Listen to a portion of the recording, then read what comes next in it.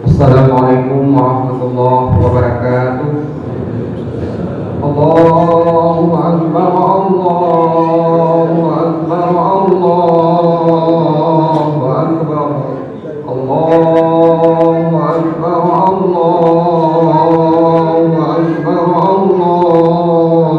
akbar, Allahu akbar, Allahu akbar, Allahu akbar. La ilaha illallah, Allahu akbar, Allahu akbar, walillahil hamd. Alhamdulillahi wahdah, sadaqa wa'dah, wa nasara 'abdah, wa a'azza jundahu, wa hazama al-ahzaba wahdah. أشهد أن لا إله إلا الله. اللهم صل وسلم وبارك على سيدنا محمد وعلى آله وصحبه أجمعين. عباد الله، اتقوا الله حق تقاته ولا تموتن إلا وأنتم مسلمون. قال الله تعالى في القرآن الكريم: أعوذ بالله من الشيطان الرجيم. بسم الله الرحمن الرحيم. ربي هب لي من الصالحين. فبشرناه بغلام حليم. فلما بلغ معه السعي قال يا بني إني أرى في المنام أني أذبحك فانظر ماذا ترى. قال يا أبت افعل ما تؤمر ستجدني إن شاء الله من الصابرين. صدق الله العظيم. بارك الله لي ولكم في القرآن العظيم، ونفعني وإياكم بما فيه من الآيات وذكر الحكيم، وتقبل مني ومنكم تلاوته إنه هو السميع العليم.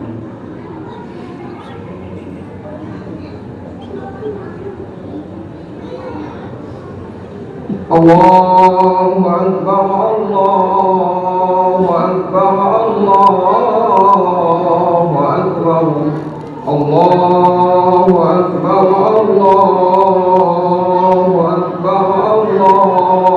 الله أكبر، الله أكبر كبيرا والحمد لله كثيرا وسبحان الله بكرة وأصيلا. لا إله إلا الله ولا نعبد إلا إياه مخلصين له الدين ولو كره المشركون. لا إله إلا الله وحده صدق وعده ونصر عبده وأعز جنده وحزم الأحزاب وحده. لا إله إلا الله، الله أكبر، الله أكبر، ولله الحمد. الحمد لله نحمده ونستعينه ونستغفره ونعوذ بالله من شرور أنفسنا ومن سيئات أعمالنا. من يهد الله فلا مضل له ومن يضلل فلا هادي له. أشهد أن لا إله إلا الله وحده لا شريك له، وأشهد أن محمدا عبده ورسوله لا نبي بعده. اللهم صل وسلم وبارك على سيدنا محمد وعلى آله وصحبه أجمعين. أما بعد، فيا عباد الله، اتقوا الله حق تقاته ولا تموتن إلا وأنتم مسلمون. قال الله تعالى في القرآن الكريم: أعوذ بالله من الشيطان الرجيم. بسم الله الرحمن الرحيم. إنا أعطيناك الكوثر فصل لربك وانحر إن شانئك هو الأبتر. صدق الله العظيم. اللهم اغفر للمسلمين والمسلمات والمؤمنين والمؤمنات الأحياء منهم والأموات، وتابع بيننا وبينهم بالخيرات. رب اغفر وارحم وأنت خير الراحمين. اللهم انصر من نصر الدين واخذل من خذل المسلمين، واعلي كلماتك إلى يوم الدين. واجعل بلدتنا هذه آمنة مطمئنة وسائر بلدان المسلمين عامة، إنك على كل شيء قدير. ربنا آتنا في الدنيا حسنة وفي الآخرة حسنة وقنا عذاب النار.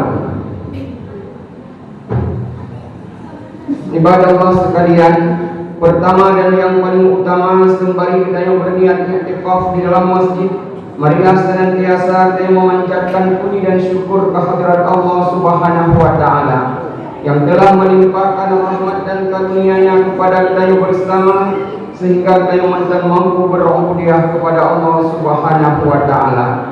Berikutnya salat dan salam marilah pula sama-sama kita sanjung sadikan kehadiran junjungan alam Nabi besar Muhammad sallallahu alaihi wasallam.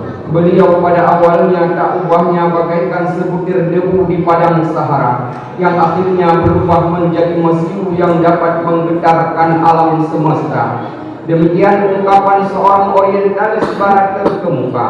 Beliau tidak hanya terkenal dari India, malah sampai ke Granada, benua Eropa, yang oleh Allah menyebutkannya sebagai rahmatan lil alamin, yang menjadi rahmat bagi sekalian alam. Berikut kepada sahabat-sahabat beliau sekalian yang telah mendapat titel RA daripada Allah, yaitu radhiyallahu anhum wa radwan.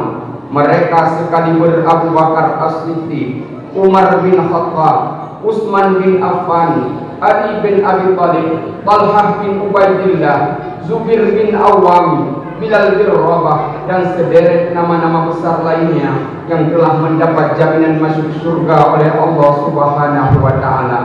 Berikut kepada ulama-ulama mutaqaddimin dan ulama-ulama mutaakhirin, dan selanjutnya kepada ibu-ibu beserta seluruh pengurusnya, guru-guru kami para alim ulama, serta jamaah ibadah Allah sekalian. Idul Adha menjadi agung dan besar dikarenakan dua sebab.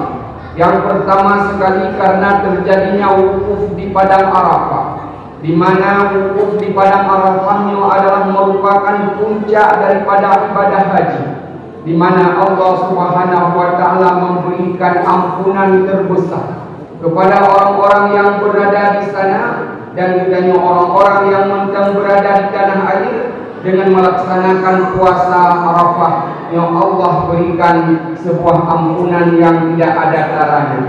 Di sana ulun-ulun yang sedang melaksanakan wukuf tunggu ayat sebagai telah melaksanakan kewajibannya dan merupakan rukun puncak daripada ibadah haji. Karena Nabi bersabda, Al-Hajju Arafah, haji adalah Arafah. Faman adrakal Arafata adrakal hajj. Siapa yang telah mendapatkan Arafah, maka dia telah mendapatkan hajinya. Maka di sana ulun-ulun yang sedang berada di padang Arafah dengan memakai pakaian ihram, hanya sebagai pakaian yang tidak berjahit, apakah dalam bahasa kita adalah simbol kematian. Pakaian yang hana dicopnya mulai tasuk le kita mulai bandari, ketika kita berbalik dengan ijah tumpai yang ijahnya hana mencop. Ketika ulun-ulun berada di padang Arafah, pada saat dia melaksanakan ihramnya, yang pakaiannya juga hana mencop. Makna di sini simbol persamaan derajat. Karena bak masa haji wada Nabi telah berpidato dengan sangat lantang di hadapan para jamaah haji wada. Ayyuhan nas, wahai sekalian manusia, inna rabbakum wahidun, sesungguhnya Tuhan kamu adalah satu. Wa inna aba'akum wahidun, dan bapak kamu juga satu. Kullukum Adam, semua kamu berasal daripada Adam. Wa Adam min turab, dan Adam berasal daripada tanah. La fadla arabiyyin wa la ajamiyyin fadlan illa bittaqwa. Tidak ada kelebihan antara orang Arab dengan orang Ajam, melainkan siapa yang lebih takwanya kepada Allah Subhanahu wa taala. Peringatannya adalah merupakan sebuah simbol di mana terjadi persamaan hak. Bahasanya tungkung tua hanade beda seorang insinyur dengan tukang sayur, hanade beda seorang gubernur dengan seorang penggali sumur, hanade beda antara seorang kaya dengan miskin, rakyat dengan pejabat, dan kopral dengan jenderal. Semua larut dalam mengabdikan diri kepada Allah Subhanahu wa taala dalam rangka untuk mencari keridhaan Allah Subhanahu wa taala. Maka Arafah adalah simbol persamaan derajat manusia, Yang lebih tinggi kata Allah, inna akramakum 'indallahi atqakum. Sesungguhnya yang paling mulia di antara kamu di sisi Allah adalah ulun-ulun yang bertakwa. Nyokut pesan takwa nyokut tuah yang selalu harus kita sampaikan. Wasiat takwanya sabai-sabai harus tapukan. Ba'anu dan rumah kita, seluruh keluarga dan masyarakat kita dengan ungkapan usikum wa nafsi bitaqwallah. Aku berwasiat kepadamu untuk bertakwa kepada Allah. Wasiat itulah wasiat para nabi kepada umatnya, wasiat orang-orang saleh kepada putra-putrinya yang akhirnya melahirkan wala tamutunna illa wa antum muslimun, dan janganlah kamu mati wahai anakku kecuali dalam Islam. Yang pesan yang tunggu kami kita pastikan, kami kita pegah kita ba anak-anak kita uronyo, ba zuriat dan keluarga kita, karena kalian kehidupan semakin hari semakin besar.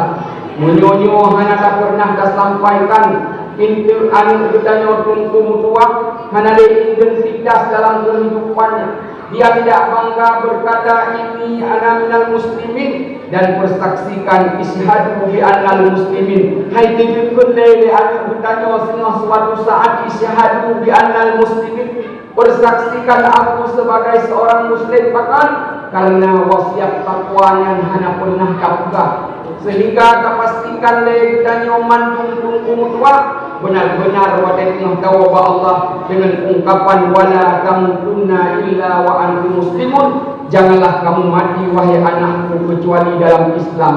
Maka Nabiullah Yaqub wadai ini Allah tunggu tua dumhoi anak-anak ganyan mandu. Di saat ganyan disampaikan ampuntum syuhada'a idh hadara Yaqubal maut, ketika Nabiullah Yaqub ini menghembuskan nafasnya yang terakhir, idh qala li banihi ma ta'buduna min ba'di, ketika ia berkata kepada anak-anaknya, ma ta'buduna min ba'di, wahai anakku, apa yang akan engkau sembah sepeninggalku nanti? Pertanyaan yang cukup menggugah hati Nabi Yaqub ni mutua, soal yang akan kata semah oleh hanade mungkin beda dengan pertanyaan-pertanyaan orang sekarang. Kadang nah yang temannya ba'nu ma ta'kuluna min ba'di, wahai anakku, apa yang akan engkau makan sepeninggalku nanti? Pertanyaannya adalah, namun anak-anak Nabi Yaqub karena kapitanum akidah sejak sangat kuat dalam dadanya, lantas anak-anak Nabi Yaqub langsung menjawab ibu jauh, qalu na'budu ilahaka wa ilaha abaika Ibrahim wa Ismail wa Ishaqa ilaha wahida wa nahnu lahu muslimun, dan kami termasuk golongan orang-orang muslim. Jawaban yang sinkron, sejalan dengan apa yang pesanan kita, wala tamutunna illa wa antum muslimun, janganlah kamu mati wahai anakku kecuali dalam Islam. Maka pesan penting dari ibadah kurban, daripada prosesi Idul Adha, di mana persamaan derajat itu terlaksana ketika kita berada dalam barisan orang-orang yang bertakwa kepada Allah Subhanahu wa taala. Ketika uronyo tunggu mutuah kita hadir dalam saf-saf salat jamaah, ketika kita berdedikasi dan memiliki sebuah kekuatan untuk mampu bersama-sama menjalankan perintah Allah, maka pasangannya berkisahnya berada bersama orang-orang takwa, dan takwanya adalah mungkin mudah untuk kita ucap tapi susah untuk kita laksanakan. Maka namun menantu mertua, pesan-pesan takwanya tetap harus selalu kita gemakan demi untuk sebuah tujuan mulia, melahirkan generasi-generasi yang saleh, anak-anak yang lebih dalam agama, anak-anak yang selalu mau berdoa kepada orang tuanya, Rabbighfirli dzunubi wa liwalidayya warhamhuma kama rabbayani shaghira. Ya Allah, lepa ampun dosa kedua ulun syidun, dan kasihanilah mereka sebagaimana mereka telah menyayangiku semenjak aku masih kecil. Doa-doa itulah yang senantiasa tidak ada hijabnya dan akan diterima oleh Allah Subhanahu wa taala. Adapun pesan kedua daripada ibadah kurban, agungnya Idul Adha karena terjadinya penyembelihan hewan-hewan kurban. Makna kurban itu berasal dari kata qaraba, artinya mendekatkan diri kepada Allah. Makna esensi daripada kurban itu ada dua. Yang pertama sekali dimensi ilahiyah di sini. Jika dimensi ilahiyah di mana niat yang kita laksanakan semata-mata karena Allah Subhanahu wa taala. Maka dalam surat Al-Hajj ayat 37 Allah menyampaikan, la yanalallahu luhumuha wala dima'uha walakin yanalu taqwa minkum. Handro ba Allah Subhanahu wa taala daging kurbannya. Handro ba Allah taala yaitu semacam unandi bahwa darahnya. Yang doa Allah adalah takwanya kepada Allah Subhanahu wa taala. Maka disitulah daging kurbannya adalah kenderaan. Ciban makna kenderaan, segala darah truk mengalir bakana niat kurban yang kata Allah Subhanahu wa taala. Maka secepat jauh mana keikhlasan kita nyoba tahu darahnya tunggu tua, secepat menyebar itulah amalan kita sampai kepada Allah Subhanahu wa taala. Maka di sini disampaikan oleh Rasulullah sallallahu alaihi wasallam, ulun-ulun yang memiliki kemampuan bahwa raya kurbannya, tetapi mereka tidak melaksanakan kurbannya, maka jangan dekati tempat salat kami. Makna di situ ada dimensi yang kedua, ada dimensi insaniyahnya. Cuman makna dimensi insaniyah, menyonip kepada Allah Subhanahu wa taala karena takwa kita yotasian tunggu kan bud mangat tak boleh harta dia ujenang bapa ulo raya tunggu kan bud mangat, tapi karena rasa cinta kita kepada Allah tayahu kameng penuh tabal mau menyunang mudah untuk tahu darah di sini yang merupakan sebuah keinginan yang merupakan syukur tanya kepada Allah Subhanahu wa taala. Karena apa? Karena ingin berbagi bersama di Puro Raya yang lainnya rupa.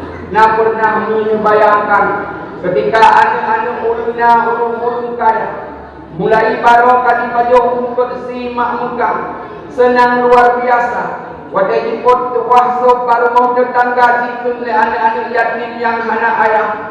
Duangan mak dan duangan anak yang muda-muda ukut jikun ka. Tak bersengkira nama bukannya. Nah ayah bukannya. Tanya jut siapa jauh kursi uroma ukang lagi awak lain. Tanya bunga urai raya uronyo naso subot naso busuk pada baru juta goblok lambung lagi awaknya. Di saat anak-anak urung kaya dipundek mercon, anak-anak yatim fakir miskin mereka tidak ada yang memperdulikannya.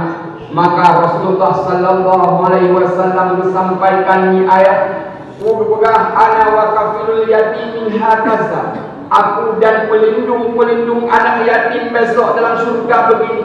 Rasulullah acungkan antara jari telunjuk dengan jari tengahnya.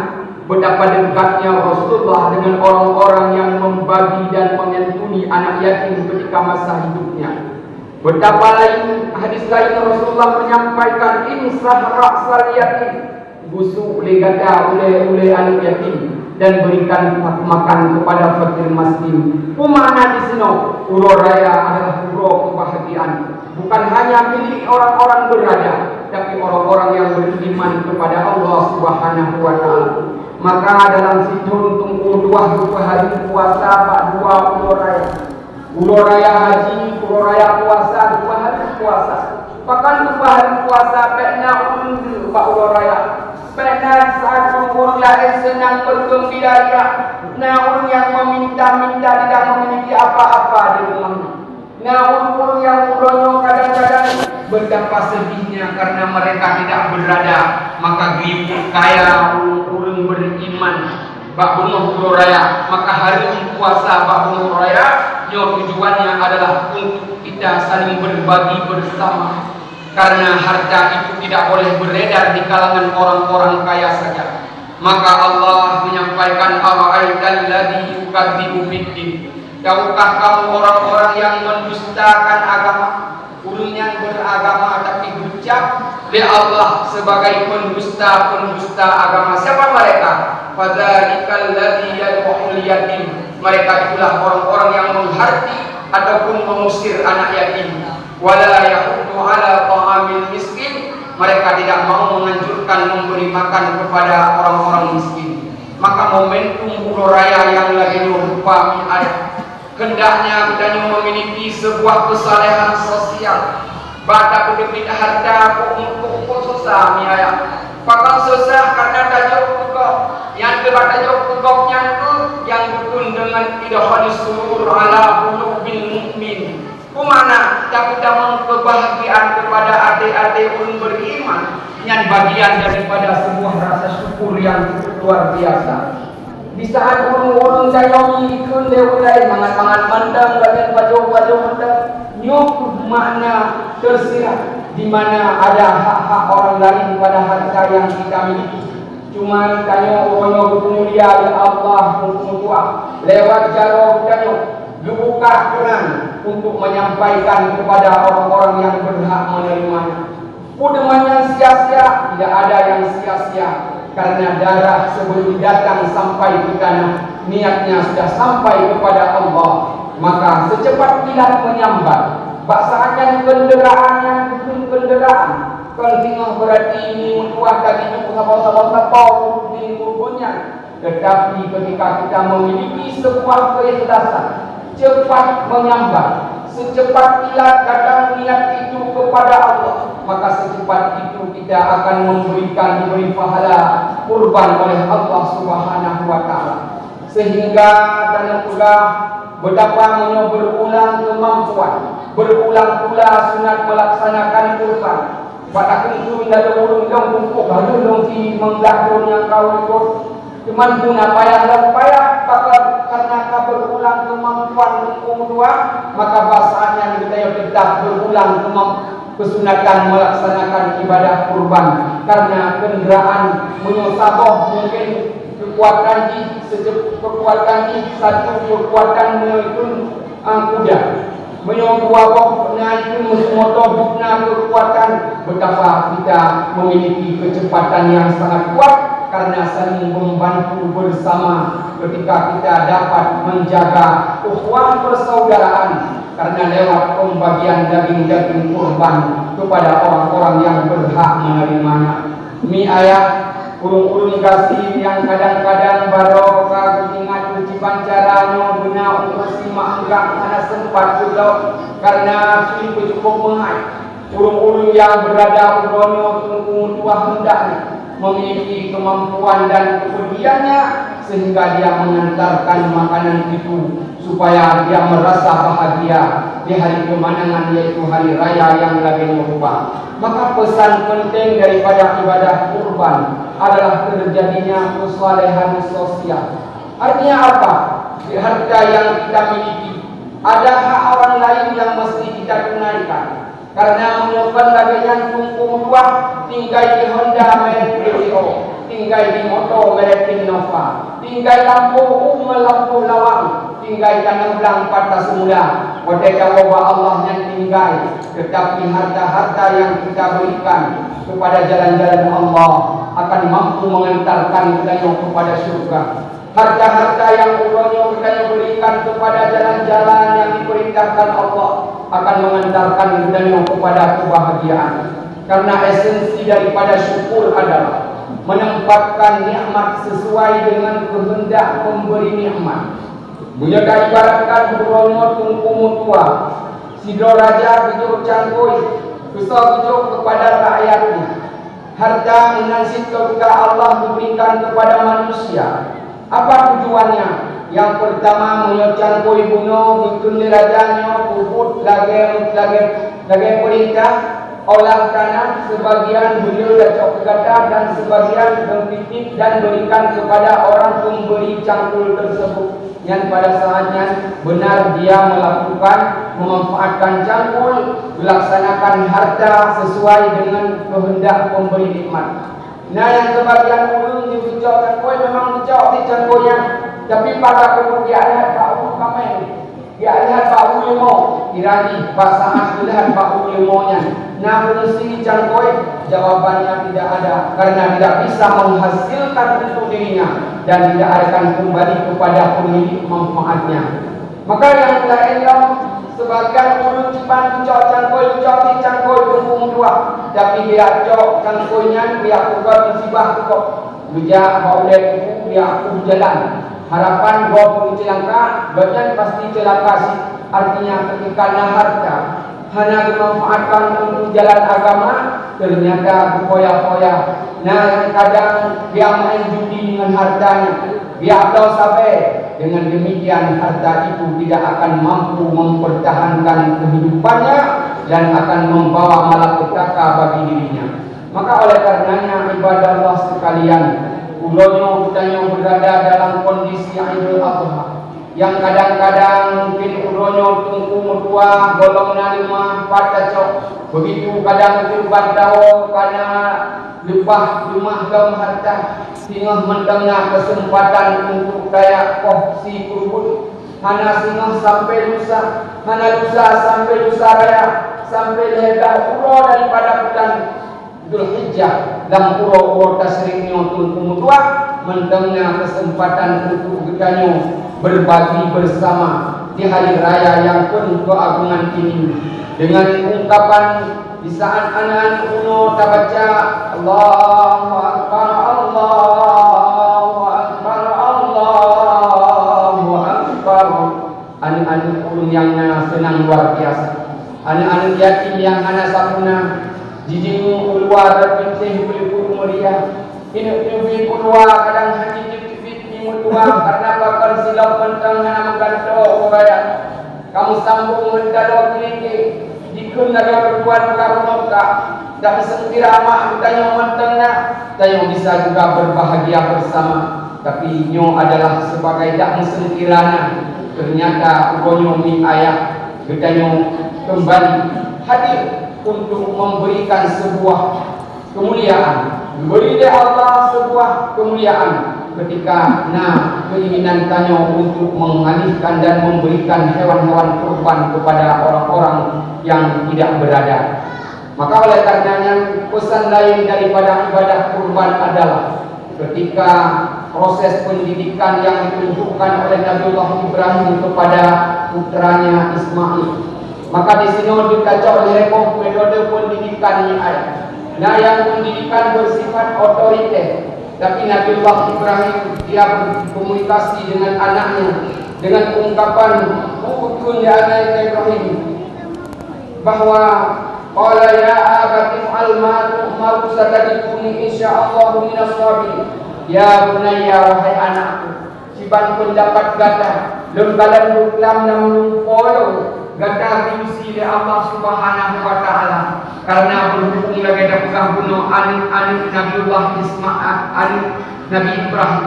Nabiullah Ismail no cukup saleh jauh tunggu tua qala ya abati al ma tu'maru satadikuni insyaallah minas sabirin. Wahai ayanda, kerjakan apa yang diperintahkan oleh Allah kepadamu, niscaya akan engkau dapati aku sebagai seorang yang sabar insyaallah. Yang gambaran betapa salehnya santunnya Nabiullah Ismail karena doa yang selalu dipanjatkan Rabbi habli minas salihin. Wahai Allah, ya Tuhanku, anugerahkan kepadaku anak yang saleh. Maka Allah memberikan fabasyarnahu bi ghulamin halim. Maka Allah beri kabar gembira kepada Ibrahim dengan seorang anak yang santun. Maka setelah itu maka Allah melanjutkan falamma balagha ma'ahus sa'ya. Maka manakala Ismail telah berumur sa'ya, guna umur sa'ya belum kuat, umur ketika anak sudah bisa membantu orang tuanya dalam bekerja.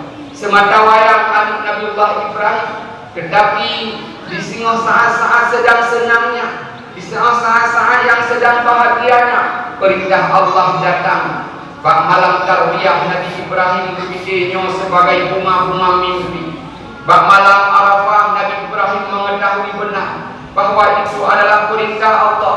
Bak rumah ulur raya Dubai Ibrahim Ismail kedai Mina untuk melaksanakan kurban. pada pelaksanaan nak generasi Ismail juga memberikan sebuah solusi dan dialog panjang dengan ayahnya. Ayah, ketika sida kulung asah sikin buset dajah, baik merasa sakit hadwa dan pelalu sikin bata kulung. Ayah, nerika jaro dan kakilau, baik sampai wadai melawan kerana merasa sakit. Rupanya batu dia nyokon, turun ayah, nebla kedai katanya. Baik merasa sang-sang long dipaksa untuk melaksanakan penyembelihan bawa yang berbahagia. Ayah, ketika Allah nyomak anak bijak, maka bawalah pulang bajuku sebagai kenang-kenangan untuk ibunda. Ketika dia kadang ingin melihat keadaanku, maka dia akan melihatku pakaianku. Maka ketika itu Ismail dan Ibrahim telah tunduk dan patuh kepada Allah Subhanahu wa taala.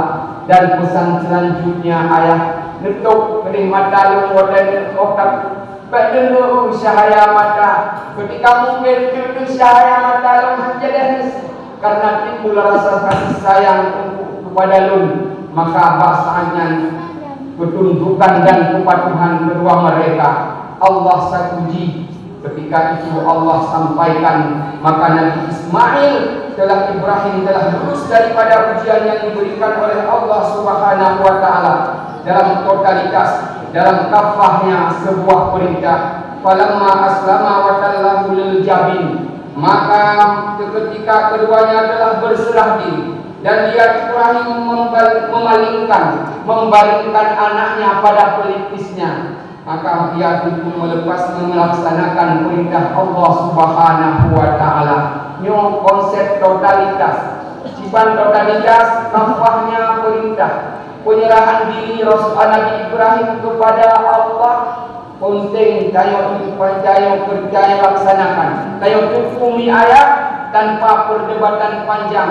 Dia kerjakan perintah Allah karena kafahnya, totalitasnya percaya dan menjadi Allah satu-satunya yang dia cintai melebihi cintanya kepada harta dan anak-anaknya.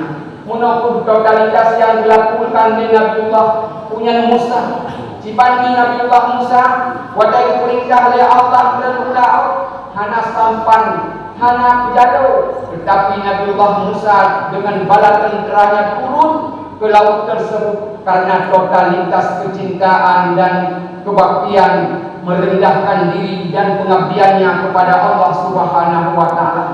Sehingga sebagian tentera yang semuanya, ya Rasulullah, ketika kita mendapat kejaran musuh kemudah tak makan anak milik menyolang mungkin ada anak mati jika baju bapak kaya tapi laut kalau datang gelam jauh dari Nabiullah Musa. Ini perintah Allah. Maka punya strategi perang hana mencidro pun wadai ikut strategi perang ulung kata jauh laut bergerilya ke laut tidak ada, tetap bergerilya ke dalam hutan. Wadai pun hana jauh hana menang, tapi dia akan ada makanan di dalam kebun dan hutan-hutan tersebut. Tapi karena apa? Totalitas, sebuah penyerahan diri, maka Allah selamatkan Nabi Musa dan kaumnya. Karena apa? Karena tahu benar bahwa perjanjian Allah itu pasti, bukan sebuah drama yang telah ditulis skenario yang demikian. Mukjizat datang kemudian hukum tua. Kan kali Mekah Musa kadang tulang laut itu kapai tungkat laut terbelah menjadi dua karena Mekah menang, karena bukan skenario daripada sebuah drama. Mukjizat datang kemudian Allah selamatkan Nabi Musa dan kaumnya. Karena apa? Karena penyerahan diri yang begitu bulat. Begitu juga Rasulullah dengan sahabat-sahabatnya hukum tua. Dibantu totalitas dan pengabdian dan rasa penyerahan diri. Wadendro perintah hijrah kode masalah. Cipan masalah banyak sekali harta yang ditinggalkan, keluarga yang belum melaksanakan iman kepada Allah, tapi mereka dengan bergegas dan kekuatan iman mereka tinggalkan kemewahan di kota Makkah. Mereka tinggalkan sahabat kerabat anak yang belum masuk Islam bersamanya, tetapi mereka pergi untuk menyelamatkan satu mutiara yang paling berharga dalam jiwanya, yaitu iman kepada Allah Subhanahu wa taala. Satu bentuk totalitas. satu bentuk kafah keseluruhan yang dilakukan oleh orang-orang dicintai oleh Allah. Maka apa kejadiannya? Wadeko Fathul Makkah tunggu tua, mukjizat itu tiba. Semua orang berbondong-bondong memasuki agama Allah. Idza jaa nasrullahi wal fath wa ra'aitan nasa yadkhuluna fi dinillahi afwaja fasabbih bihamdi rabbika wastaghfir innahu kana tawwaba. Sebagai bentuk totalitas. Kiban pertanyaan selanjutnya, bagaimana Ummu Habibah totalitasnya dia meninggalkan kemewahan sebagai seorang anak raja pada saat itu Abi Sofyan. Dia berangkat ke Abyssinia. Abyssinia negara Afrika yang kering kerontang. Dia pergi bersama suaminya. Ternyata ketika tiba di sana suaminya pun berbalik kepada agama menyembah berhala. Tinggal di sana dia di tengah keasingan. Hanya saudara punggung dua. Ternyata ada pilihan tiga pada saat itu. Ia kembali ke Mekah bersama ayahnya dengan bergelimpangan harta kemewahan, tetapi imannya tercekat.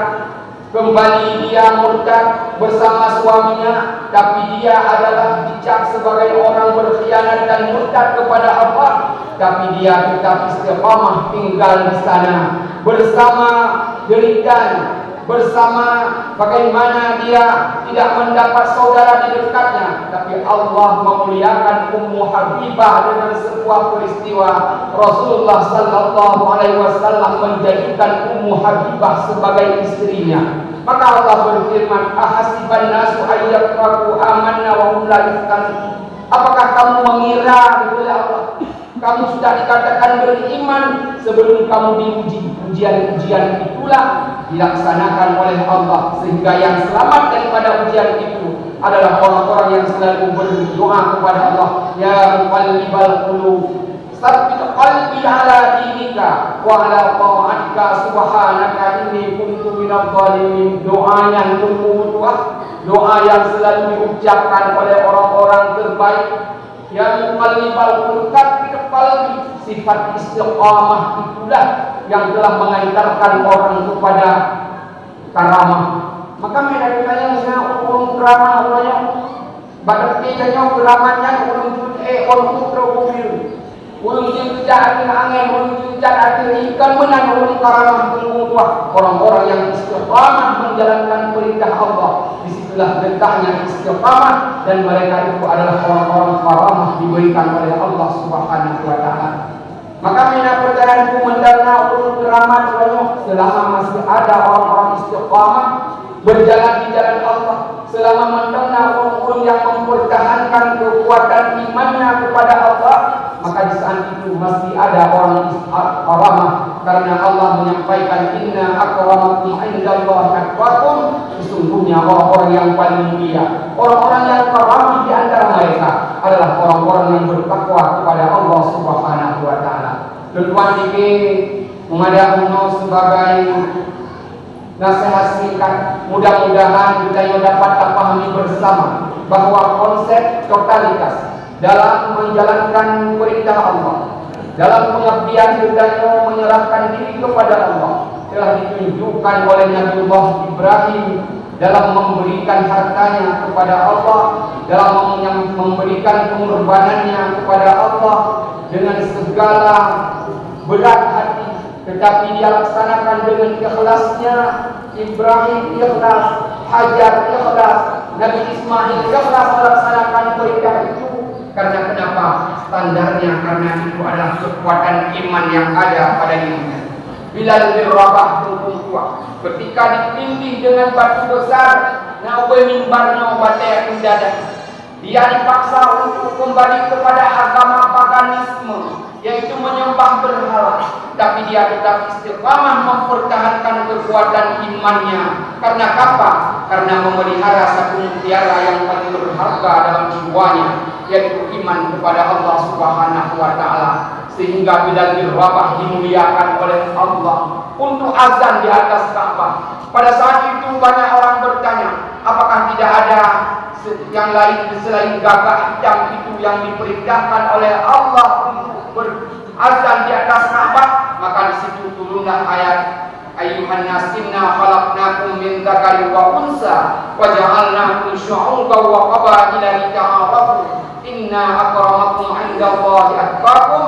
Allah muliakan Bilal bin Rabah walaupun hitam legam tapi mendapat kemuliaan daripada Allah karena dia ada karamahnya, ada takwanya kepada Allah Subhanahu wa taala.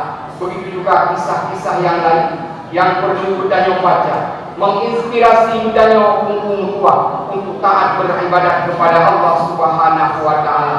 Baik sampai budaya kaum tua kuno yang kami kemudahan harta oleh Allah, ternyata harta itu tidak mampu membantai kita daripada azab Allah. Ketika harta itu mampu kita jalankan sesuai dengan perintah Allah, maka itu adalah merupakan satu jalan mulus untuk menuju surganya Allah Subhanahu wa taala. Belum kira memadai sebagai nasihat singkat, mudah-mudahan ada manfaatnya. Lebih dan pun lebih bertuan lagi maaf. Kadang nah itu yang hanya tempat titik dan koma yang merupakan keterbatasan pemikiran yang khatib miliki, dan ketika ada yang baik bisa ucap disampaikan kepada rekan-rekan dan lain sebagainya, yang merupakan sebuah ibadah yang akan terus mengalir pahalanya kepada kita semuanya. Menyuna irang baik itu iruk, menyuna karut baik itu kecupang, menyuna haba tingkah laku perempuan yang hana-hana patuh, jarang mengurut ma'alun pindah. Usiku manasik taqwallah warriba wal inayah. Wassalamualaikum warahmatullahi wabarakatuh. Waalaikumsalam warahmatullahi wabarakatuh.